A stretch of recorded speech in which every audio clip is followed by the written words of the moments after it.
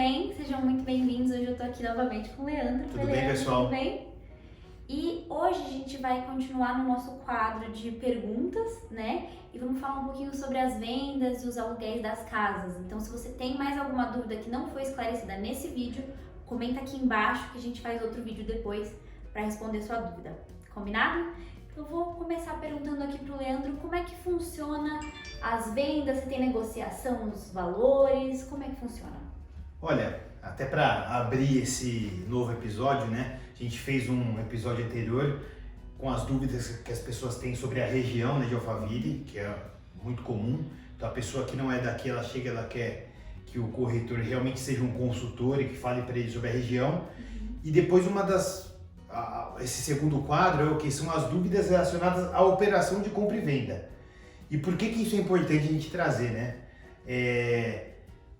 O cliente normalmente ele não faz negócios todos os dias, né, de compra e de venda de imóvel. Normalmente a pessoa compra e vende imóvel uma, duas, três vezes na vida, salvo aquelas pessoas que têm muitos imóveis. Então é normal as pessoas terem dúvidas, né? Porque não é algo do dia a dia dela, que ela não está habituada a fazer. E aí tem dois fatores importantes, né? A internet, do jeito que ela ajuda, ela atrapalha, né? Às vezes a pessoa pega muita informação na internet e pega às vezes informações que não são corretas ou que deixam elas mais confusas.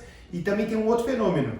Às vezes o cliente ele não quer parecer menos esperto, então ele finge que sabe de tudo e no final ele tá com vergonha, né? Ele tá com vergonha e no final ele tá cheio de medo, e isso às vezes atrapalha bastante no andar da negociação. Então acho que é importante a gente trazer esse assunto à tona. Então mais uma vez a gente tentou juntar normalmente quais são as dúvidas principais do cliente no que tange a negociação, a compra e venda mesmo de um imóvel. E acho que é legal falar também que o corretor ele tá pronto para ajudar, né? Então, assim, se tem alguma dúvida, pergunta, porque com certeza ele vai ficar feliz de poder ajudar e facilitar todo o processo. Com certeza, é o que eu falo, o papel hoje do corretor ou do consultor imobiliário ele vai muito além de pesquisar e mostrar um imóvel para o cliente. Eu acho que a diferença realmente está nesse atendimento customizado, de entender as dúvidas do cliente e de dar uma consultoria ampla. Então, seja em sanar as dúvidas com relação à localização, com relação ao processo mesmo transacional e operacional, e é para isso que a gente está aqui. Sim, com certeza. E a gente comentou sobre o outro vídeo, né, que a gente falou sobre Alphaville. O vídeo vai estar aqui na descrição, então se você quiser assistir, clica lá que vai estar lá também, tá bom? E agora vamos voltando à pergunta. Então a primeira pergunta que você falou foi sobre negociação, né? Isso, negociação. É uma pergunta que a gente recebe muito, né? Obviamente a gente anuncia os imóveis pelo preço definido pelo proprietário do imóvel, então seria o que a gente chama do preço de pedida, e muitas vezes os clientes falam, tá, mas e nesse preço de pedida existe algum tipo de negociação? Normalmente a gente responde que sim, que existe. Acho que o primeiro ponto a salientar é que não existe uma regra. Por quê? Diferente das imobiliárias de lançamento, onde você tem o cliente comprador de um lado e uma incorporadora que tem regras, né, bem claras e definidas com relação à margem de desconto, dependendo de forma de pagamento, a gente não. A gente tem um comprador de um lado e cada imóvel tem um vendedor. Então toda a negociação depende muito do perfil daquele vendedor, do porquê que a pessoa está vendendo o imóvel, se ela está vendendo porque já tem um outro imóvel em vista ou porque vai investir no seu próprio negócio. Então depende muito do perfil do vendedor e do momento do vendedor. Mas via de regra, se a gente pegar aí, a gente fizer uma média, a gente pode falar que normalmente sim, existe um desconto nos valores de pedida, mas esses descontos já não são tão agressivos como há algum tempo atrás, quando o mercado estava bem ruim, que a gente via descontos aí na faixa de 10% numa negociação padrão. Hoje, se existir desconto, vai ser um desconto aí de 5%, até menos, dependendo da negociação em si, né? E quanto é a porcentagem do que fica para o corretor? O CRESSE, né, que é o órgão que nos regulamenta, ele estabelece a comissão como sendo de 6% sobre o valor negociado do imóvel.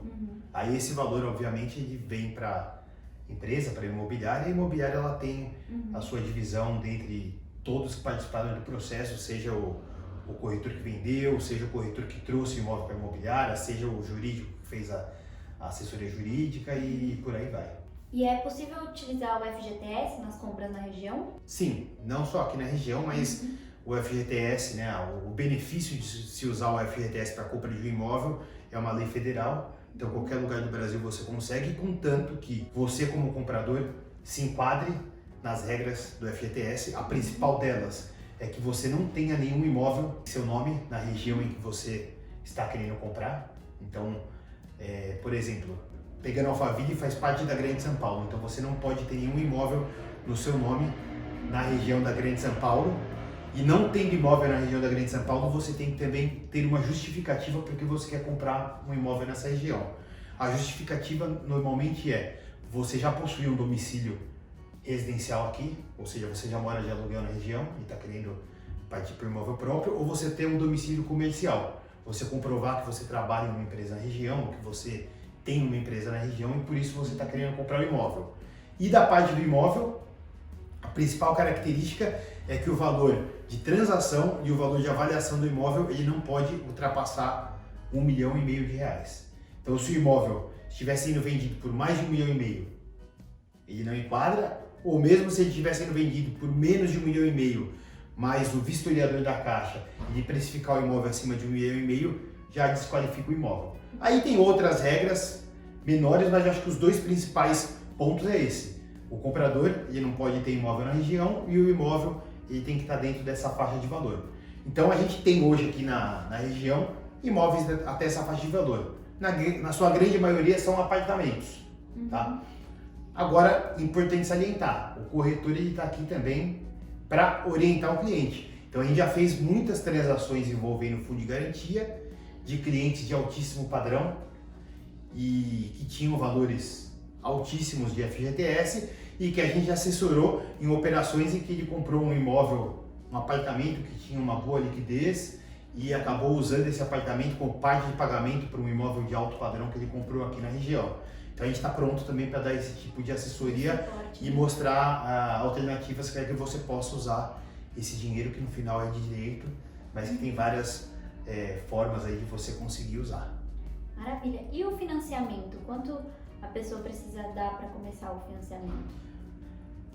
Hoje, a grande maioria dos negócios, eu diria que 70% dos negócios que a gente faz aqui na região, elas têm financiamento. Né? Então, hoje são poucas as pessoas que pagam com recurso próprio, né? Então, até é importante a gente entrar nesse assunto, quais são as modalidades de compra, né? Recurso próprio, que é o que a pessoa tem já aquele dinheiro disponível e ela compra o imóvel com o seu próprio recurso, o financiamento, que é a mais usada deles, o consórcio, que é pouco usada, mas é uma modalidade bem interessante, e também o parcelamento direto. Às vezes a pessoa não tem todo o recurso, mas ele consegue fazer um plano de parcelamento direto com o proprietário. Então tudo isso também, dentro do nosso trabalho, né, de assessoria, está a parte da negociação, que é tentar fechar entre comprador e vendedor uma forma de pagamento que atenda a todos. Mas voltando ao financiamento, que é a forma mais utilizada, via de regra, o comprador ele precisa ter 20% do valor do imóvel em recurso próprio para dar de sinal e o banco financia 80%. Tá? Alguns casos, o banco chega a financiar até 90% e a pessoa só dá 10% de sinal, aí depende muito do perfil, mas o mais normal é 80% de financiamento e 20% de recurso próprio. E é possível parcelamento direto com o vendedor? Como eu comentei, né, na resposta anterior, uma das modalidades é o parcelamento direto com o proprietário. Principalmente em imóveis de alto padrão, é uma coisa relativamente mais comum de acontecer, porque quem está comprando normalmente tem caixa, né, tem um giro alto e muitas vezes não quer se descapitalizar, tirar o dinheiro de um fundo de investimento ou coisa do tipo, então a gente está pronto também para fazer esse tipo de negociação. Normalmente, quando o parcelamento é direto com o vendedor, aí tem alguns cuidados a mais que a gente tem que tomar. Então, normalmente, o cliente comprador ele tem que oferecer garantias, né, para que esse vendedor possa ter a certeza do crédito. Ou, se for um parcelamento mais curto, muitas vezes a posse, né, do imóvel, a entrega das chaves, ela fica atrelada ao pagamento total. E existem também juridicamente outras formas, como por exemplo uma escritura com alienação fiduciária, onde o vendedor ele faz o papel do banco, né? na alienação fiduciária, ou seja, aquele próprio imóvel que está sendo vendido, ele fica como garantia do pagamento das parcelas remanescentes. Ah, legal. Agora vou mudar um pouco de caminho. Queria que você comentasse um pouco sobre o laudêmio que tem aqui, né, em Alphaville, como é que funciona, quanto é cobrado. Legal, entrando um pouco nessa parte de documentação, para quem é de fora de Alphaville, uma das coisas diferentes e que muitas vezes as pessoas até se assustam, ou é difícil das pessoas entenderem, às vezes o cliente ele contrata até um advogado para assessorar ele, e o advogado que não é da região, ele tem dificuldade em entender o que é laudêmio, quem que paga, quem que não deve pagar. Mas resumindo, todos os condomínios que estão em Barueri e grande parte dos condomínios que estão em Santana de Parnaíba, né, já que Alphaville a região de Alphaville pega essas duas cidades, eles estão numa área considerada de terra indígena, e em decorrência disso, quando a gente vai fazer uma transação de compra e venda, além do pagamento do ITBI, que é o Imposto de Transmissão sobre Bem Imóvel, que é um imposto municipal, a gente tem o laudêmio. E o que é o laudêmio? O laudêmio é um imposto federal que você paga para a SPU, que é a Secretaria do Patrimônio da União, para que a SPU emita uma certidão autorizando a transferência do imóvel. Então é bem parecido com o ITBI. Então o ITBI você precisa pagar a guia e comprovar que você pagou. E o pagamento dessa guia é uma anuência da prefeitura para transação. O da SPU você paga o laudêmio e a SPU emite uma certidão também autorizando a transação. Era um imposto que gerava realmente muita discussão, muito estresse, porque era um imposto muito caro. Para vocês terem ideia, era um imposto de 5% sobre o valor total da transação. Então você imagina, você pagar 5% de laudêmio, você ainda tem que pagar o ITBI, o registro. Então era uma coisa que até dificultava a negociação dos imóveis aqui na região. Graças a Deus, né, final de 2015 teve uma alteração na lei, então foi decidido aí de forma pacífica que a SPU ela tem direito apenas sobre o terreno e não sobre a edificação, a benfeitoria que foi feita sobre o terreno. E em dezembro de 2015 então, eles criaram uma tabela própria para precificar o metro quadrado dos terrenos aqui na região. Então quando você vai fazer a transação, você coloca a identificação do imóvel, ele vai ver o quanto aquele terreno está avaliado, e em cima do valor do terreno ele calcula os 5% do imposto. Então diminuiu, ajudou bastante, mas é um imposto que necessariamente tem que ser pago. Quem que paga o imposto? Que é outro assunto que gera muita briga. Por que gera briga? O advogado que não conhece, ele vai na legislação, e na legislação vai falar que o imposto quem deve pagar é o vendedor. Até o ITBI, se você for na raiz da lei, vai falar que é o vendedor, porque o vendedor teria a responsabilidade de pagar os custos de transmissão.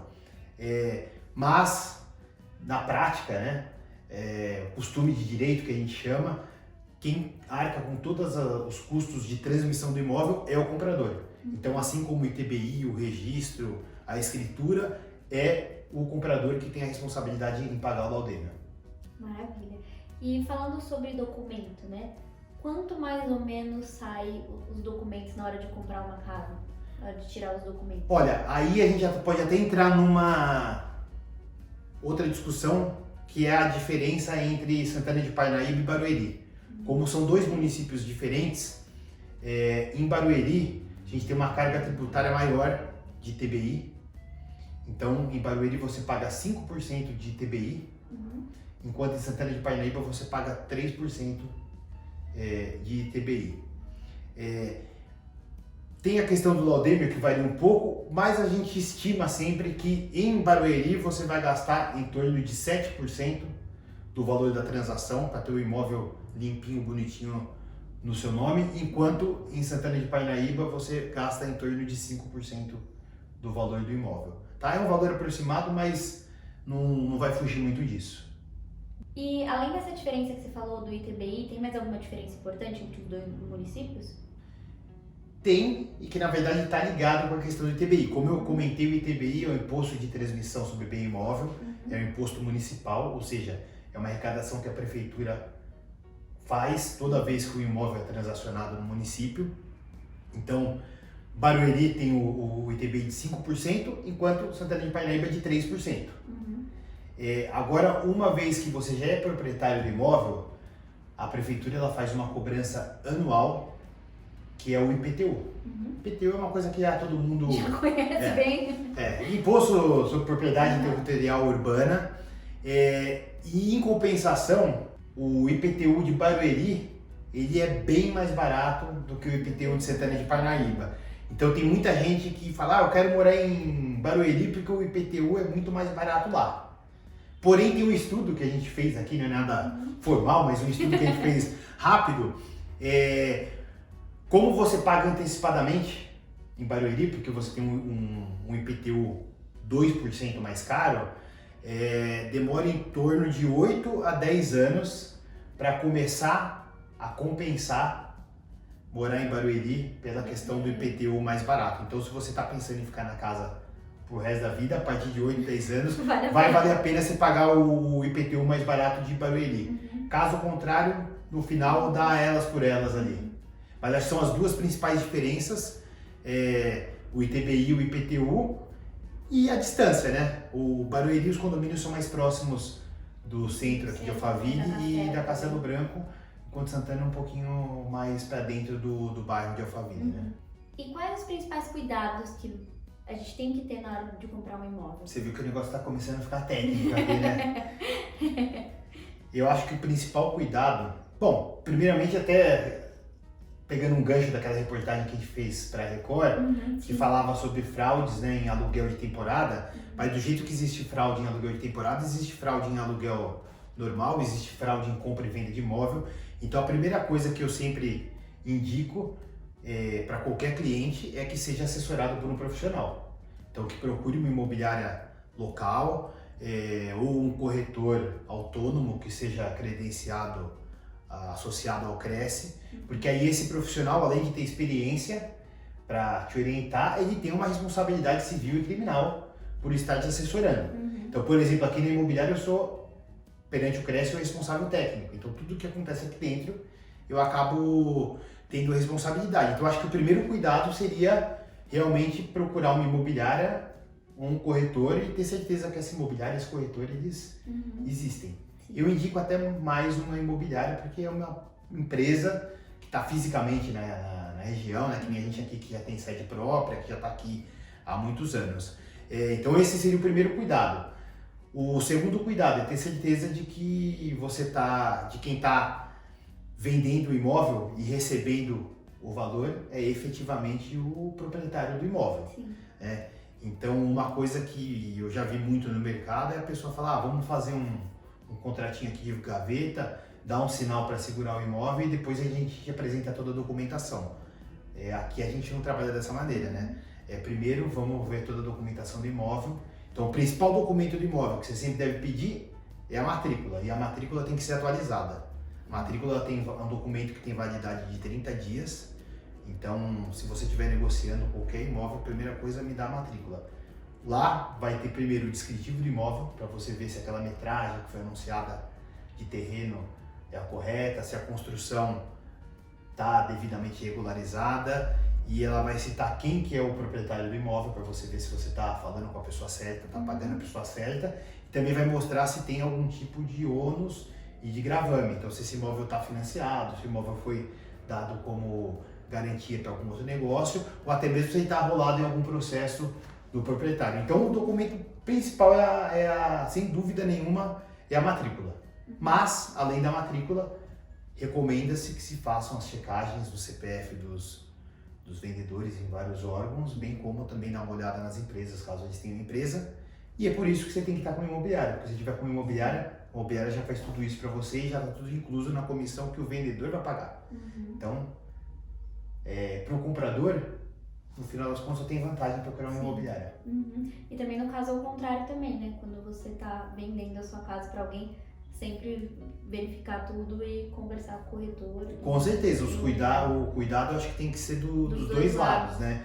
Então também o vendedor, às vezes, se não está sendo assessorado, ele pode concordar com algo que venha a prejudicar ele depois. Concordar, às vezes, com um prazo para a entrega do imóvel que seja anterior ao recebimento total e aí a pessoa entra na casa e não quer mais pagar, ou ficar com uma parcela futura sem uma garantia real. Então acho que a imobiliária está aí para isso, né? Para muito mais do que mostrar um imóvel, dar toda essa suporte, assessoria para fazer um negócio equilibrado e seguro para todos, né? Sim, com certeza. E você tendo uma imobiliária, um corretor, a pessoa está com você no antes, no durante e no depois também, né? Exatamente, em todo o processo. Aqui eu falo, a gente trabalha aqui o 360, né? Então, além de mostrar o imóvel, é apresentar a região, tirar todas as dúvidas, dar assessoria na negociação, assessoria jurídica e documentação e seguir com o cliente até que tenha a casa já passada para o nome do comprador e a chave também entregue para o comprador e, obviamente, seguir até depois desse processo para tudo que a pessoa precisar, né? E eu queria saber um pouquinho como é que funcionam as permutas. Permutas, né? A permuta, ela cai um pouco que nem aquela primeira pergunta que você fez sobre o desconto, né? Como cada casa tem o seu proprietário, obviamente, cada caso é um caso e a grande maioria não aceita permuta, né? Essa é a verdade. Mas depende muito também de como está o mercado. Quando o mercado estava mais desaquecido, como as pessoas tinham mais dificuldade em vender os seus imóveis, elas estavam mais tendenciosas em estudar uma permuta para viabilizar a venda daquele seu imóvel e pegar muitas vezes o imóvel de menor valor e já resolvia parte do problema. Agora que o mercado veio de uma fase aquecida, as pessoas tendem a rejeitar um pouco mais a permuta. Mas aqui na região, a permuta sempre foi uma modalidade que a gente trabalhou bastante e teve bastante sucesso com as permutas. Agora, fazendo uma média em geral, normalmente as pessoas tendem a aceitar permutas de imóveis que sejam até 50% do valor do imóvel que ela está vendendo. Ou seja, eu estou vendendo um imóvel de 2 milhões, se me oferece um imóvel de 1 milhão, a pessoa normalmente estuda porque ela já pega metade do valor de dinheiro, o imóvel mais barato tende a ter um giro mais rápido. Passou de 50% já começa a dificultar. A gente já fez permutas totais aqui, né? Imóveis do mesmo valor, mas aí é aquele casamento perfeito, né? O imóvel que está sendo oferecido, está no bairro que a pessoa está querendo ir e por aí vai. Destino, né? Mas eu senti agora nesses meses que tem aumentado a procura de clientes que têm e que querem permuta, né? Bom, acho que acabamos aqui. Muito obrigada, viu, Leandro? Obrigada. Muito obrigada, pessoal, por assistir o vídeo até aqui. Se você gostou, aproveita, se inscreve no canal, conta pra todo mundo da sua família, dos seus amigos, chama pra assistir também, faz seu comentário, dá o seu like e se tiver alguma dúvida, pode mandar aqui nos comentários também ou lá no Instagram, @leard.alphaville. Muito obrigada, viu, Leandro? De nada. Tchau, Até tchau, a próxima. pessoal.